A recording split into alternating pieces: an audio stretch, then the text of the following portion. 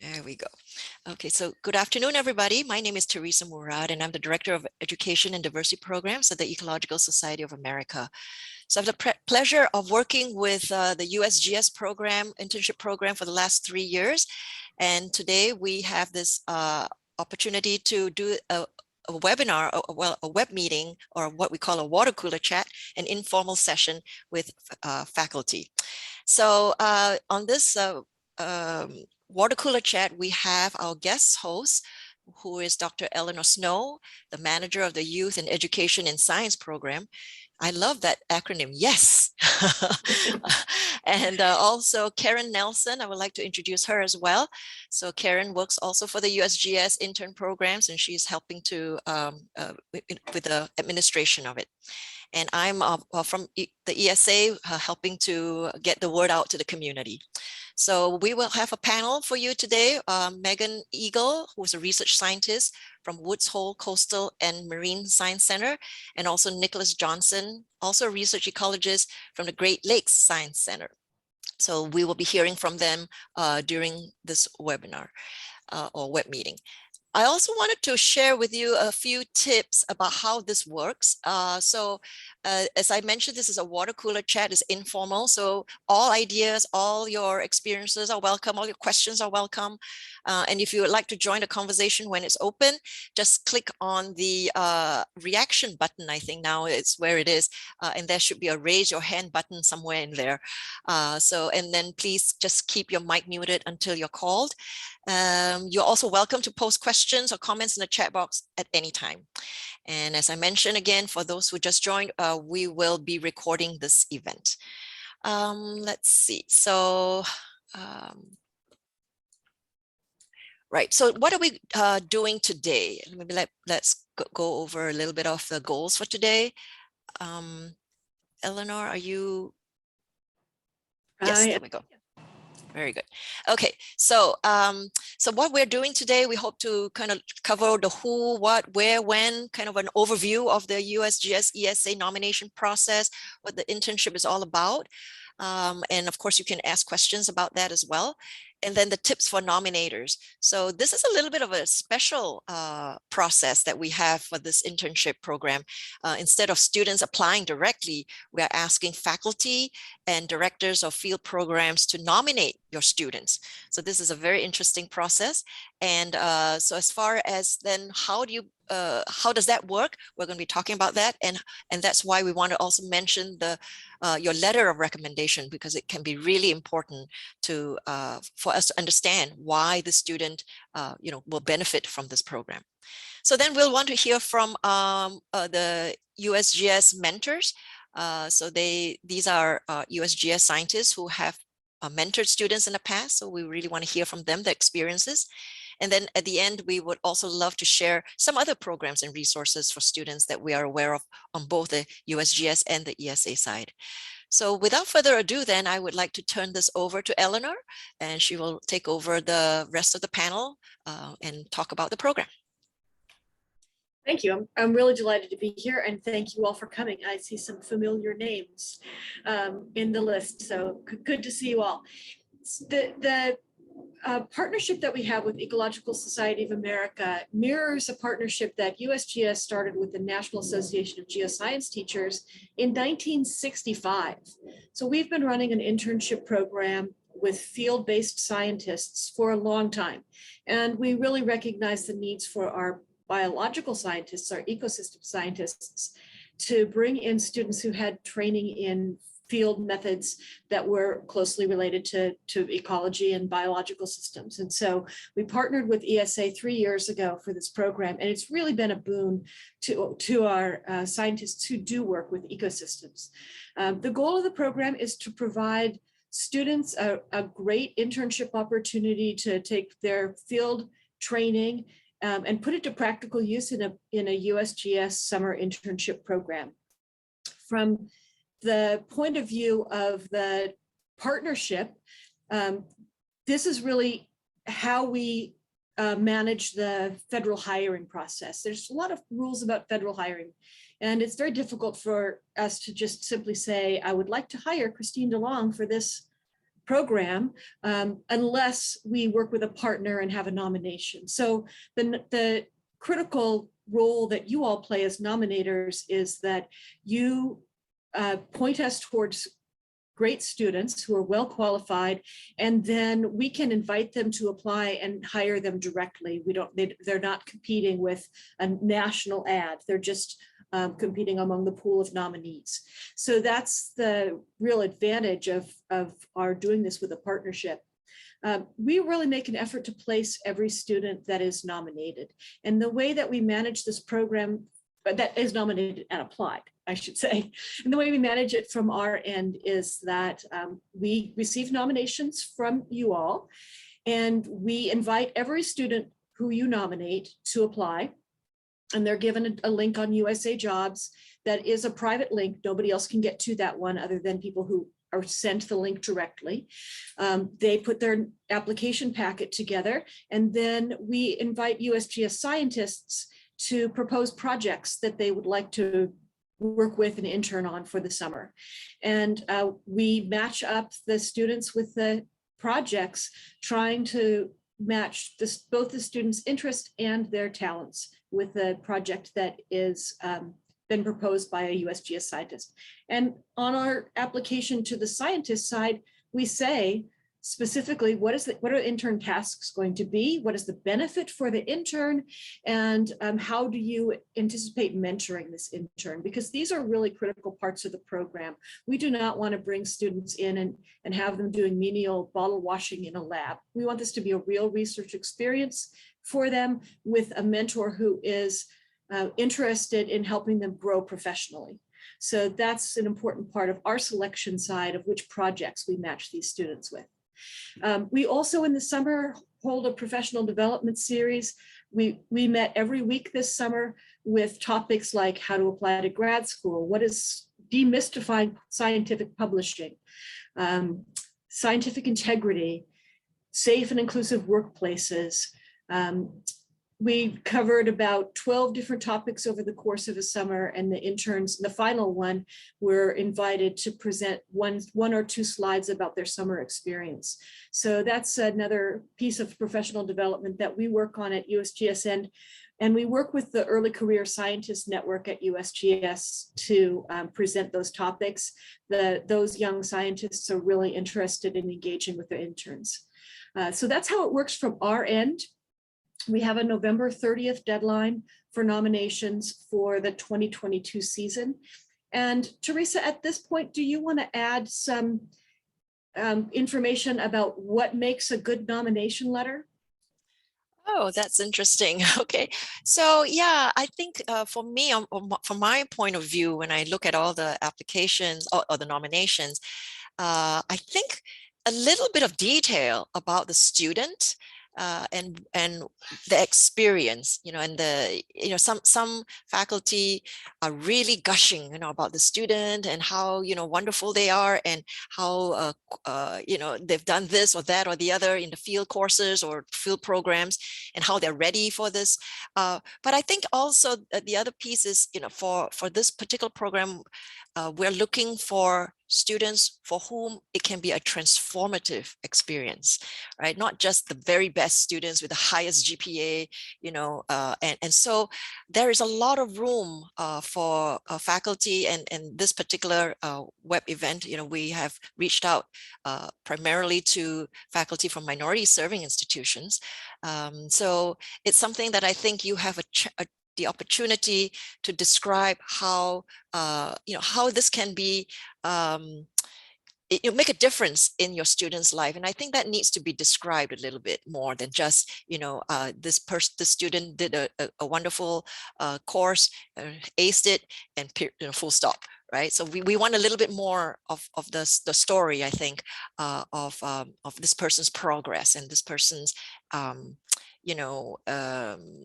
I guess, understanding or growth, growth process, while the student took part in your course or in your field program. Yeah, thank you for that. Your nomination letter becomes part of the packet that goes to the scientists. Then they see that along with the student's letter of interest and their resume when they are getting prepared to interview the students.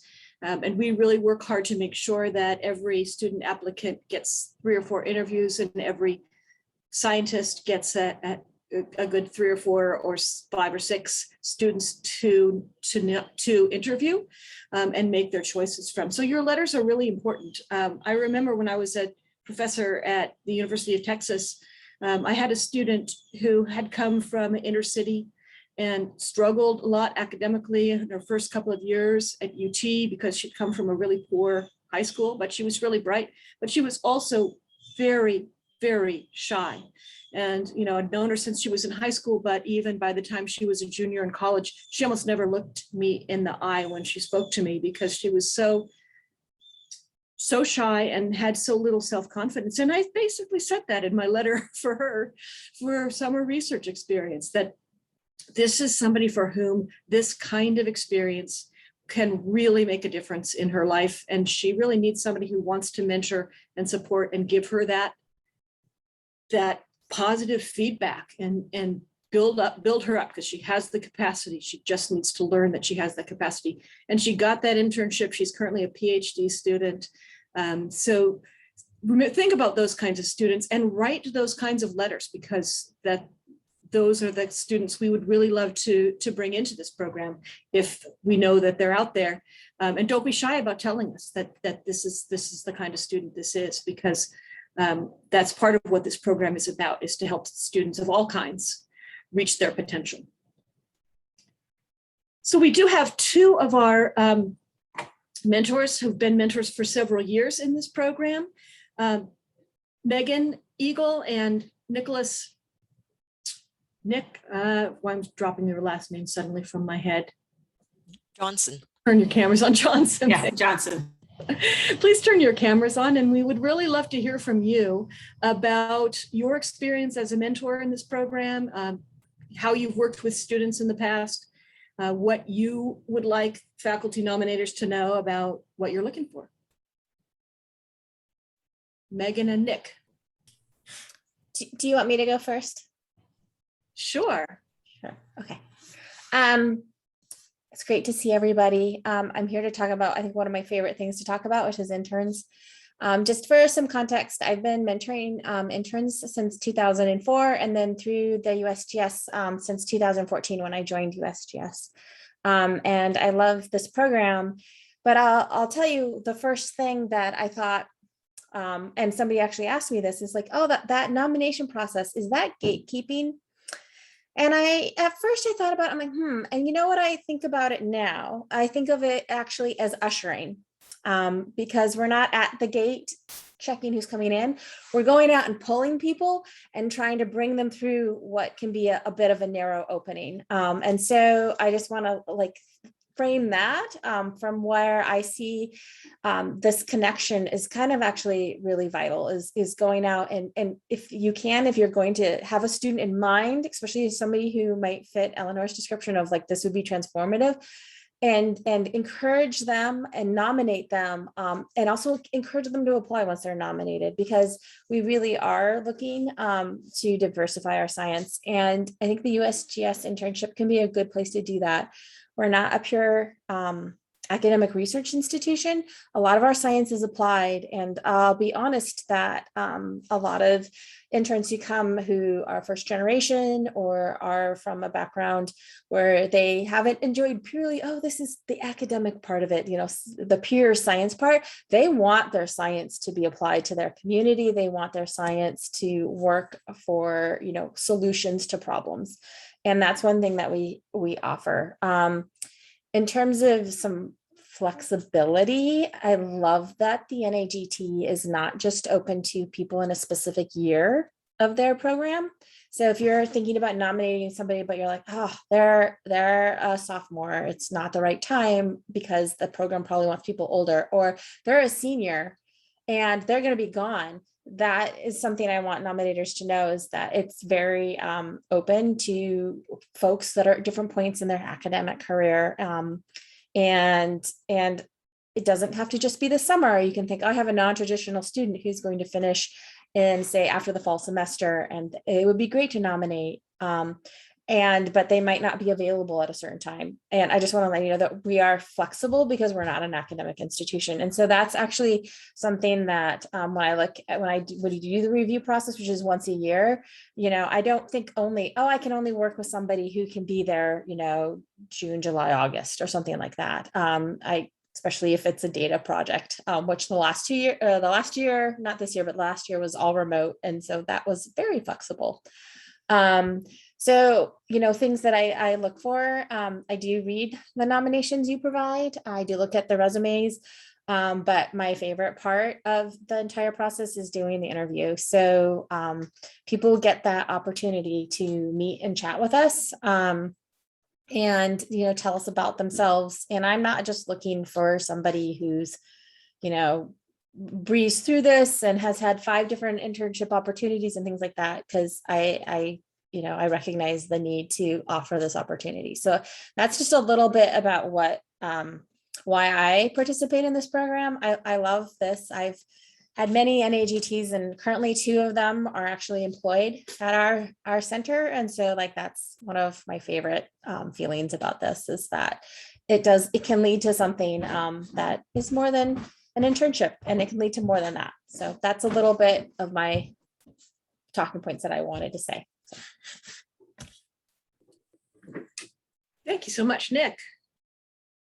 Yeah, I'd say from the mentor-student relationship that I've been fortunate to experience 6 different times with different interns is we've had interns from all over the country. We're inviting them into Northern Michigan, into the Great Lakes, a place they may have never experienced. And we're getting them into the rivers and into the boats that we're using to look at fish populations in the lakes.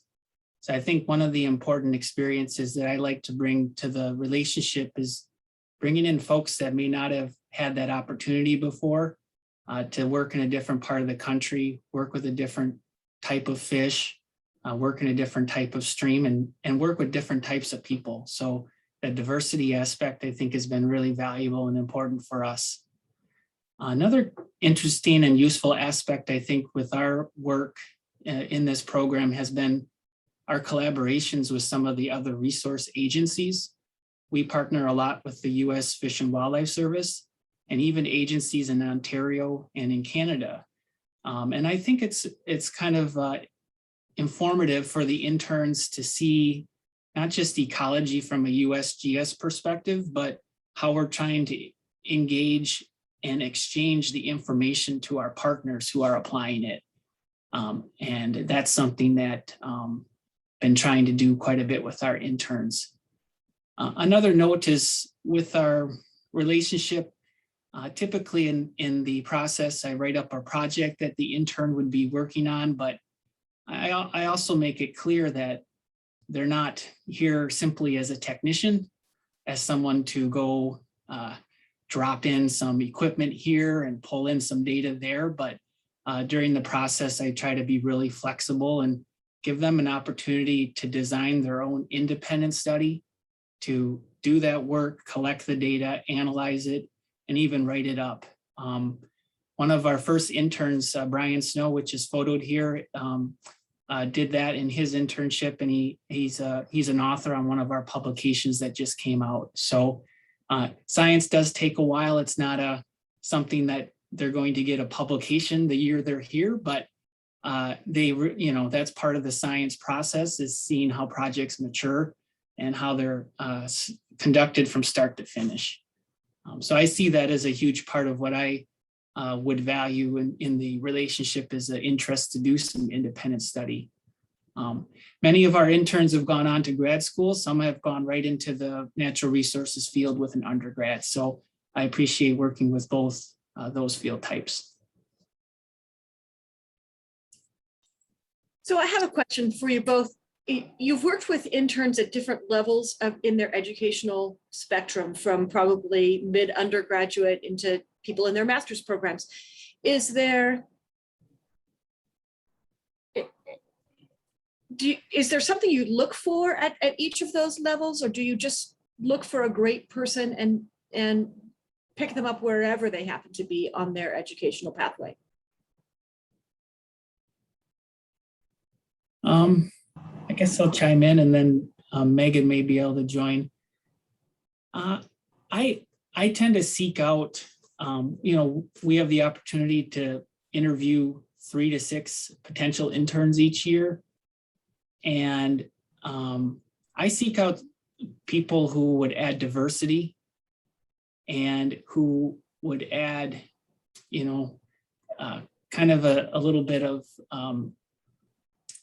experience outside of our own into these projects. So I found some interns, what they want to learn and get out of the internship is a lot of different experiences. I want to go on the boat and learn how to deploy receivers to track fish in the Great Lakes. I want to do stream ecology type work. I want to work with the service, and then we tailor it to that. Other students are more of the mindset to do, I'm planning to go to grad work. I want to do an independent study, and so we tailor it to that. But so it's kind of a mix. It really depends on the candidates. Yeah, I mean, one of the things that I look for is some kind of like deep excitement. And it doesn't have to be specifically about any sort of project, but just like deep excitement about field work or a topic that they're super interested in.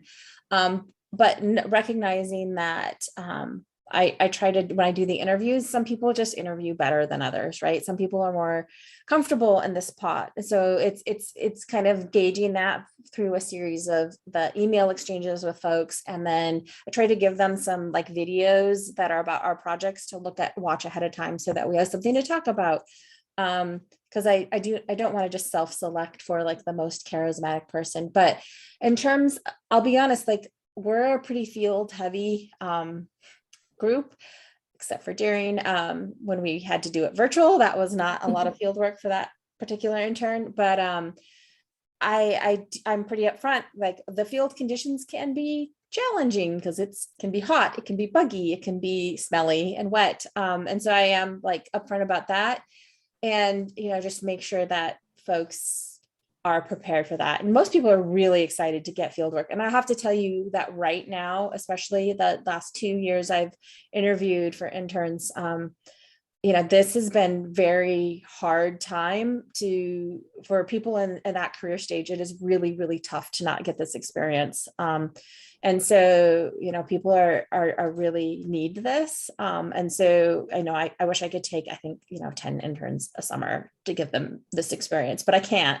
But so, yeah, it's a wide variety of things, but, a little being able to go out in the field and at least like not have to have field experience, but be open to that experience is kind of my like only line that I draw. Like if somebody's like, oh, I cannot do field work, I'm like, we may not be your best bet, but I've never had anybody do that. I've had people hesitate and like, I don't know if I can do it, but they challenge themselves and they do it. So, and then, I am very open about like, if there's somebody who really wants to do some modeling, and I've had people actually say that, so it's exciting. I try to do a project that's more focused on data manipulation and data modeling. And then there's some people who are like, I just want to go on every field effort you do. And those people don't get necessarily as much of a, very defined project, but they do, half time in the field the entire time, and they leave with a tremendous amount of skill sets that they hadn't had before. So I do really tailor it to the individual, and part of that is academic level, part of it's interest, part of that is future goals. That's great. I think that you'll find that there aren't very many scientists who are at USGS who are engaged in this, who have really specific skill sets they're looking for. There may be a couple in a specific area that they have to have somebody who knows how to do X. But for the most part, the scientists at the USGS end who are doing this are know that they're going to be in a teaching mode, and they're interested in doing that teaching. So it's not a specific skill set they're looking for. It's more, as Megan was just describing, that enthusiasm for learning, that flexibility to try new things, and to want to contribute at whatever level they're at. I think we'd love to open it up at this point to your questions about this program in particular, anything about how to nominate, what we're looking for, stories about past interns, anything you'd like to ask of Megan, Nick, and myself and Teresa about how the program runs.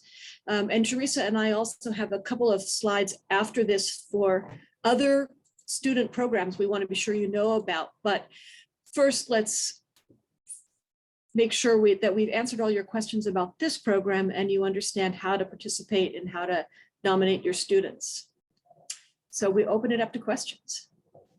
Right. So yeah, if again, just a reminder to find your Zoom hand, to raise that, you go to the reactions icon at the bottom of your screen there, and there should be a raise hand button. And yeah, this is very informal. So this is not a one-way kind of a webinar. Okay, so we really would like to encourage you to share your questions. And I do see one in the chat from Kina, how many applicants does each mentor take a year? And that varies a great deal. I've got one mentor who takes anywhere from 6 to 10 a year. But most of them take one and a whole bunch take 2 or 3. I see another question in the chat, Eleanor. This is about whether... So that's a really good question, Titania. Does this internship cover travel stipend for students? I think it's critically important, and I wish that we had the budget to do that. We have not had the budget to do that so far. I'm really hopeful that with the executive orders and the push from the White House to support more diversity in STEM, that higher budgets will come, because I think that's really critical for inclusivity, that we be able to cover travel budgets and housing for people to come and take these jobs. I know that that can be a challenge. And that is the first thing that I would fund if I had additional funding in this program. And I'm hopeful that under this administration, we'll be able to do that at some point, but I can't promise it today. But they are paid, so I think that's they are paid critical. Absolutely, and they're paid at least $15 an hour. It's a function of both their educational level and their locality, but the floor is $15 an hour.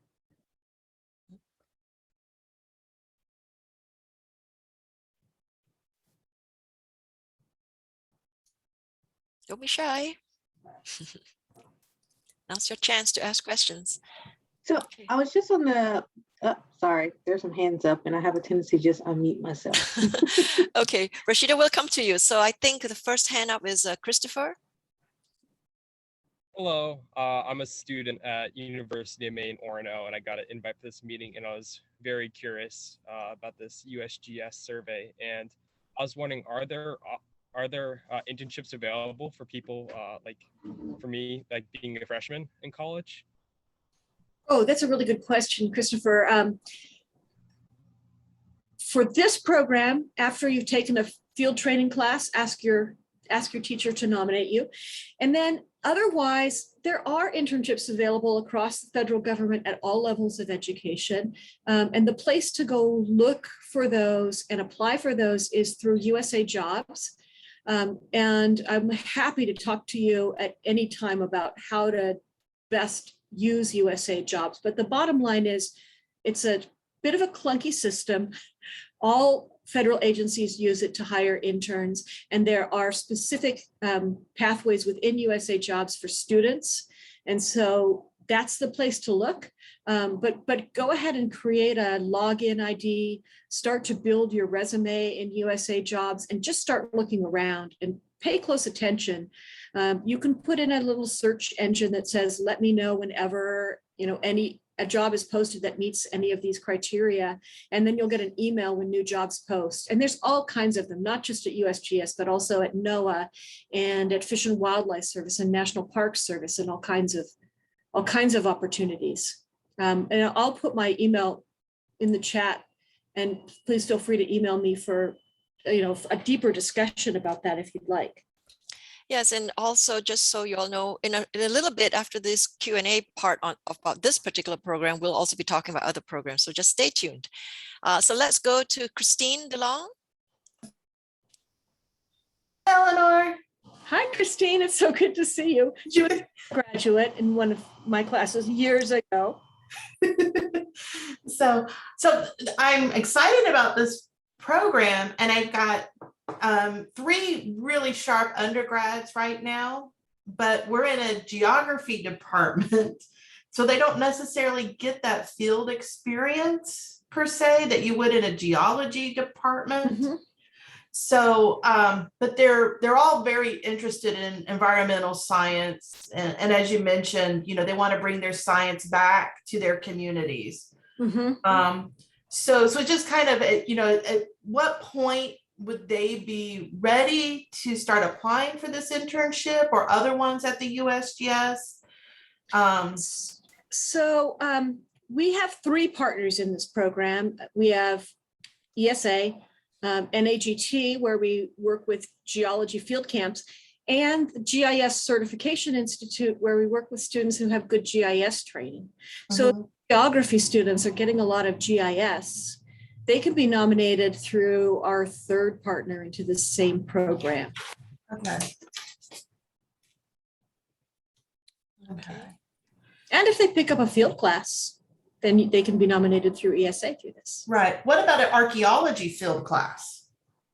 So we haven't gone that way yet because we don't have any archaeologists at USGS, really. So we haven't worked with archaeology field camps. We work with hydro field camps. Okay. And ecology, of course, field training, but not archaeology yet. Okay. Okay. Thank you, Christine. Let's go to Rashida. Hi, so I apologize for coming in later, but I had another meeting that ran over. I was trying to get a little bit more clarification about the actual nomination process, and I'm in the process of going to the ESA website now, which may answer my question. But if not, if you could just, again, very briefly, describe the nomination process. Teresa, I'll let you answer that. Okay, well, I mean, it's basically filling out a form, and we ask about your field course as well. So we ask about your student, right? Tell us about your student. And then there's a part in there where you actually, I guess, put in your recommendation. You know, so there's a bunch of boxes, you know, about whether with the background, right? The concentration, the what class standing and so forth, things like that. And then we also ask you about your field course or program, because that part actually is not a requirement for USGS so much. It's really for us, because believe it or not, after so many years, I mean, ESA is 106 years old or something, and we still don't really quite know who all out there do, you know, have field courses and field programs. So we would making use of this opportunity to go find out. And also because sometimes we get, you know, students or even parents coming to us and asking, so where are the courses, you know, and so now we have a place to send them. But yeah, so this is an opportunity for you to describe your own course and program as well. So other than that, I think it's pretty straightforward. And then I think, Eleanor, you were saying something about how you really take all the nominations that come in, you don't vet them, right? Yeah. We do not vet them. We're counting on you all to identify great students, and we trust that you have done that. We do want them to have field training. It is a field program. So we are looking for students who have field training. However, you know, we've been in a pandemic. So I know that a lot of geology field camps, I'm a geologist, so that's my background.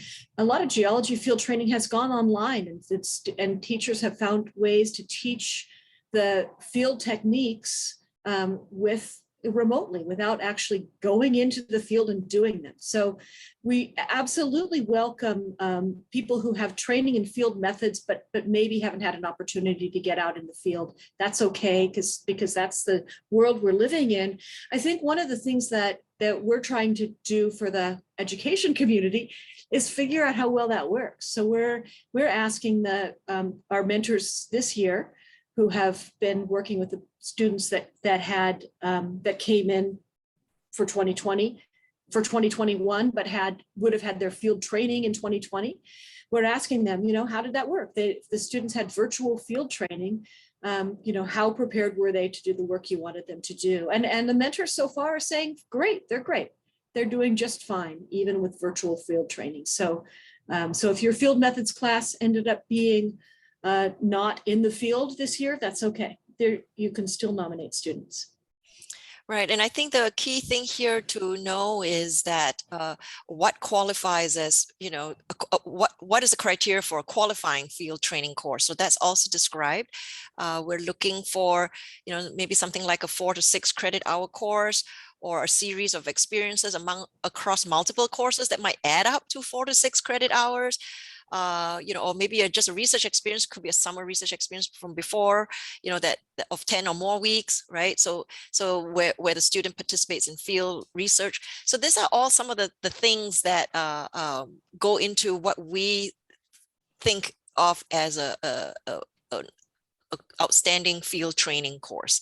And I think then on the website also we list a few things, so some examples of field skills that could be involved, right? And so not that the students need to have every one of those things, but just some examples of the kinds of experiences and field skills that would be useful for the positions. Also I think very important as far as the nomination go, please make sure that your nominee is a US citizen, since this is a federal position. Only the US citizens can be nominated, unfortunately. So and they must be an undergraduate at the time of nomination. They can graduate after, they can graduate before starting the job, but they have to be an undergraduate while you're nominated. So by October 15th, they have to be currently undergrad. Okay, so does that answer your question, Rashida? Yes, and I went to the actual link and I can see that all of that is clearly spelled out. Yes. Great. Thank you. Perfect. Thank you. And Kina asked about driving. There are very few of these positions that require driving. Some of them you might get a chance to drive a vehicle, but almost none of them require driving. And I don't know of any that has ever required they have their own vehicle. USGS has field vehicles, and if you have a good driving record, you may get to drive a USGS vehicle, but it's not a requirement of any of the positions we've ever had. Yeah, I also want to say a couple of things about the application process itself. So once ESA receives the nominees, we don't vet it, right? We just send it all to USGS, and then Eleanour and Karen, her team, they send it to they try to find the sites that would suit the background of the students, and then the students are invited to apply. So this is very important, because I've had in the past a situation where for whatever reason, all the communications kept going to junk or just never arrived. The email from USGS never arrived, but my emails would arrive and I would have to forward things to the student and so forth. So it was like, very, very close to the final deadline for the student to apply through USA Jobs. And, so things like that. So when you nominate a student, I think it'd be good to check in with them in case something like that does happen, right? So if they're not hearing from us, something is definitely wrong. So, okay. Excellent point.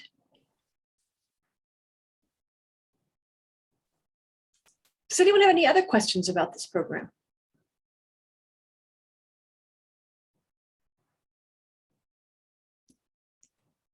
Or final comments from Megan or Nick? Oh, Rashida, did you have your hand up still, or you have another question? Yes, new question. Okay. Housing. Have you discussed earlier housing, whether or not housing was kind of provided? Typically, a lot of the federal agencies will provide a housing that is a small fee and maybe it comes out of their paycheck. Is that the same type of situation for most of your sites, or does it vary strongly between? And almost no sites at USGS offer housing, because we don't have land. We don't own land. So unlike Fish and Wildlife or parks, Bureau of Land Management, we don't have a place to put them up.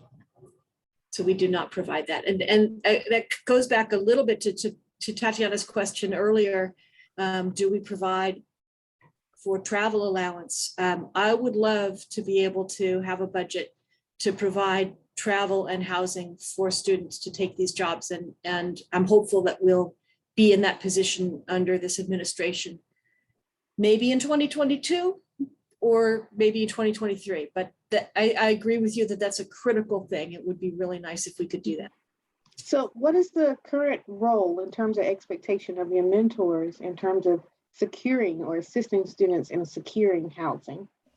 What role do they play in that process? In most places, they play more of a advisory role. Here's some suggested places you might look. Here's a good neighborhood, check this out, but they don't secure housing. Do they have any? I'll tell you a little bit of my experiences. So I live on Cape Cod, very, very expensive place in the summer. It is very hard for people to come here just like without trying to get into the networks. And so there are quite extensive networks of graduate students, staff at the various science institutions that I tap into once I know I have an intern coming. It's a real battle. I mean, equitable housing is something we could talk about for hours, and we just do not have it here. So I'll just say that's something that I recognize, and I put a lot of effort in towards finding people housing. I go and I offer to go look at the housing once they've found something, because if they're not local, just to do anything I can. So it varies differently. Some places there is housing available that is like for rent in the community. Here it's very tricky, and I'll be honest that can be a barrier. Yeah, it's very difficult. I've been in that position myself as a student and grad student, and it really hasn't gotten any easier, especially with COVID, and students that are coming from very diverse backgrounds. The parents may be working part-time or lost their jobs completely at all. And so it's very important that the mentors really put a good effort towards trying to secure, or at least helping to secure, some type of housing for students that are coming to these different internships. Yeah, so that is a major concern of mine, particularly with my students, is always housing. I've been in the position of trying to put down a first month's rent and first month's rent and deposit, which is also first month's rent. So basically double rent within the first month, just to do an internship where you're making, maybe $18 an hour. But that upfront cash is a major issue for a lot of students. I agree with you 100%. It's a huge issue.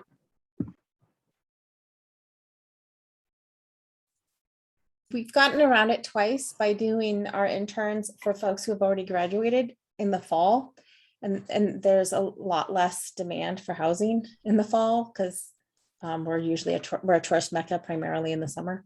But if that's like something that is also a barrier, there are other internship programs here, which in this community, which provide housing because they, we take like one a year at our center. It's really hard to have housing for one person because we don't have housing at all. We don't own the building we work out of. It's a trailer. But there are other options, and I'd be happy to tell you about them as well, even though I know I'm not supposed to on this meeting. But the goal is to bring people into the science community, and there are different ways to do it. And this one has some great benefits, but it does have some ones that are barriers that aren't barriers in other types of programs. Thank you. So I wanted to take the opportunity while we have you here to let you know about some other kinds of programs that you might want to be sure your students know about. At the USGS, we work with the National Science Foundation for graduate student internships.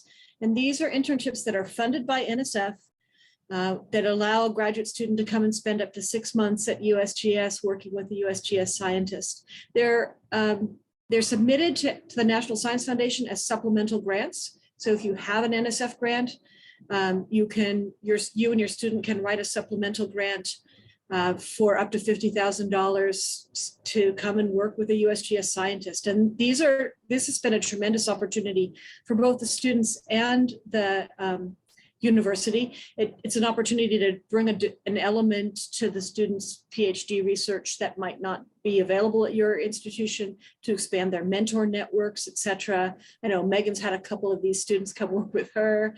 It's been a really great opportunity for USGS. And at the NSF side, it's separately funded. So your program officer is the person who you apply to as a supplemental grant, but they're not spending their own money to give you that grant. It's another pot of money. So they've got a pretty high funding level for those grants. And the program at NSF is titled Intern, so it's pretty easy to find.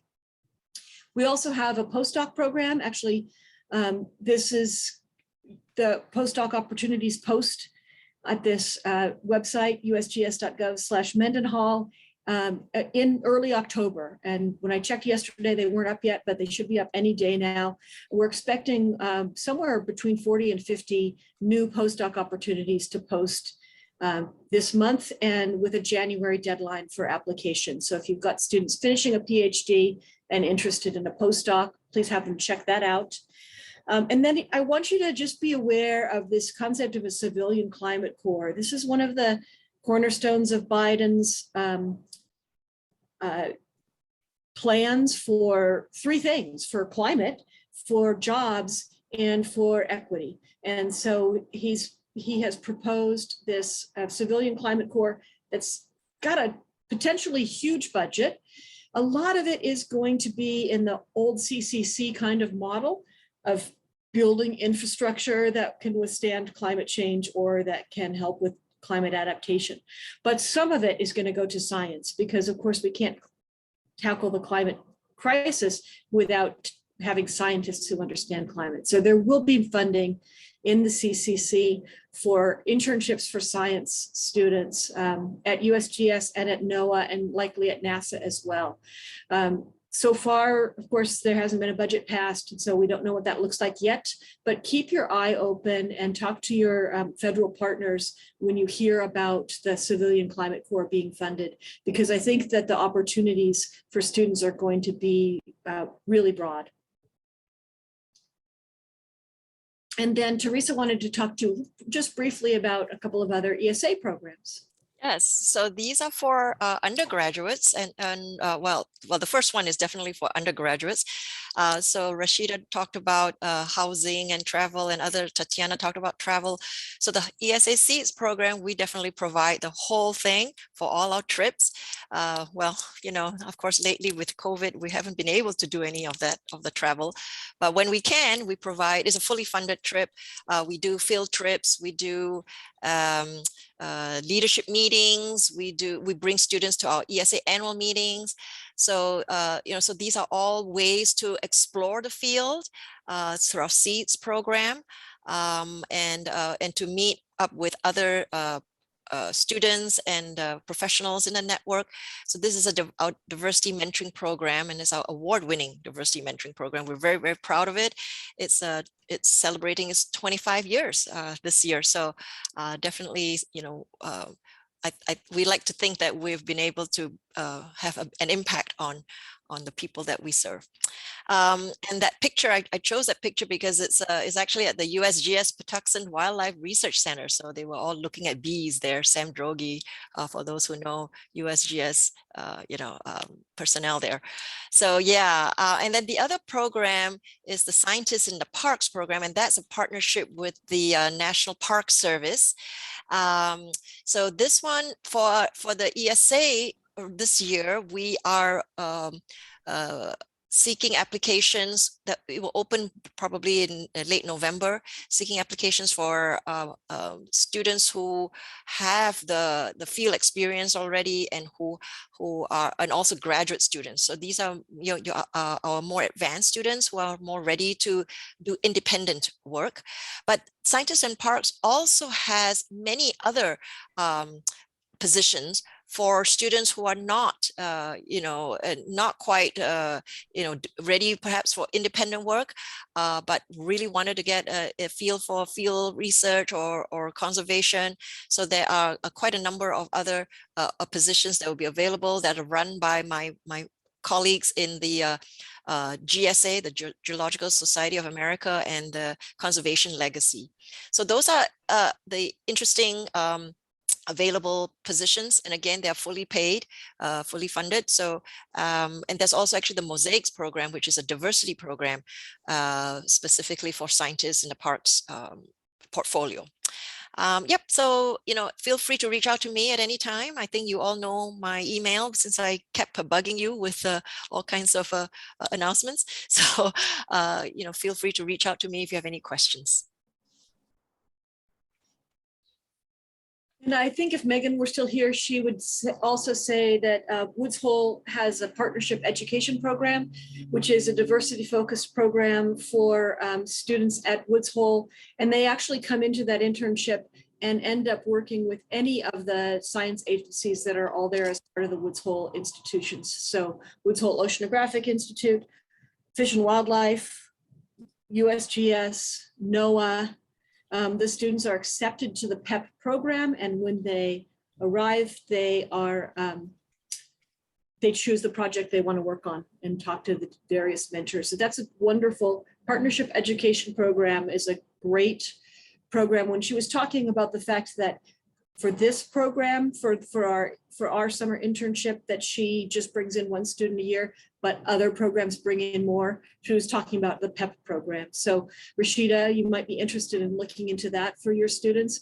One of the things the PEP program does is they really are working on students at those transitional points. The students who are just finishing undergrad and not sure if they really want to do grad school, or they're finishing a master's and they're trying to figure out what's next, or they're finishing a PhD and they're trying to figure out what's next. So they're really focused on trying to help students figure out their pathway by offering them opportunities to engage in different kinds of research projects with a wide variety of earth science related fields. So look up that program as well.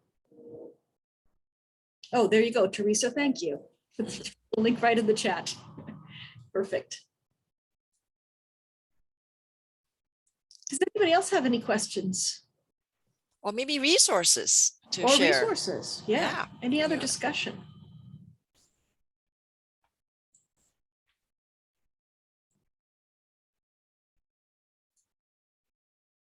Okay, sounds like. I came in late. I was just gonna direct message you, Teresa, and ask for your email so I could find out more information. I'm on another Zoom about ag leadership right now. My school, North Carolina A&T, sends out a lot of emails for a lot of different opportunities. So thank you for that. There's the contact information for both of us on the final slide as well. Okay, thank you. Yeah, you're welcome. Neat. Any other questions or comments? Okay. Well, if not, thank you all so much for being here this afternoon with us. And thank you, Eleanor and Karen, Megan, and Nicholas for your insights and sharing your perspectives. And again, please feel free to reach out to us at any time if you have any questions. The nomination for this particular program closes October 30th. It's been extended. So you still have a bit of time. Students on the call, if you're interested, please make sure to contact your faculty, not your advisor, but the person who taught the field program, or the person who is responsible for the, who taught the field course, or the person responsible for the field program, for example, your summer experience or something like that, that you actually built up these field skills, all right? But again, this year being an exceptional year, we are also entertaining or willing to accept students who enrolled in these field programs and courses, but were not able to go out on the field. So USGS was very kind to accept all these exceptions, to make all these exceptions and to open the positions to students who might have been impacted. So please feel free again to reach out to us if you have any questions. Thank you all so much and have a great day or great evening. Thank you. Thanks, everyone. Thank you. Bye. Bye. Thanks, bye.